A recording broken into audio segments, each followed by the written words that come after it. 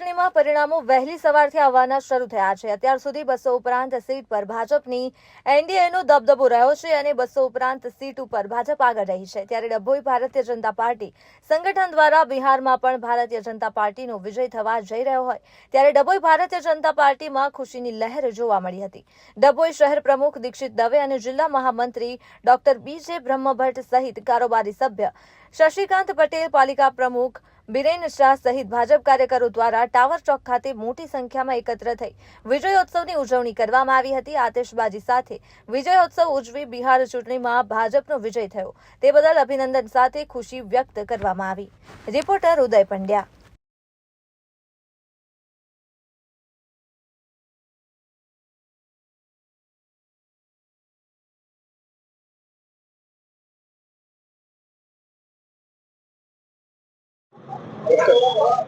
દેશના આદરણીય પ્રધાનમંત્રી આદરણીય નરેન્દ્રભાઈ મોદી સાહેબના સુશાસનથી અને રાજનીતિના ચાણક્ય એવા દેશના ગૃહમંત્રી અમિતભાઈ શાહની વહીવટી કુનેહથી બિહારમાં એનડીએ પ્રચંડ બહુમતી મેળવી છે। આજે 200 કરતા પણ વધારે સીટ મેળવી અને ન ભૂતો ન ભવિષ્યથી ભૂતકાળમાં ક્યારે મેળવી ના હોય એટલી સીટોથી એક જ્વલંત વિજય મેળવ્યો છે। એટલું જ નહીં,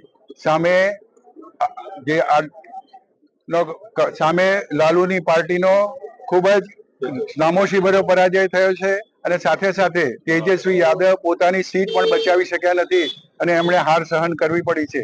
અને આ માટે ભારતીય જનતા પાર્ટીના એનડીએના સર્વે કાર્યકર્તાઓને અમે ખૂબ ખૂબ અભિનંદન આપીએ છીએ અને આદરણીય નરેન્દ્રભાઈ મોદી અને અમિત શાહ ખૂબ આગળ વધે એવી શુભેચ્છા પાઠવી છે।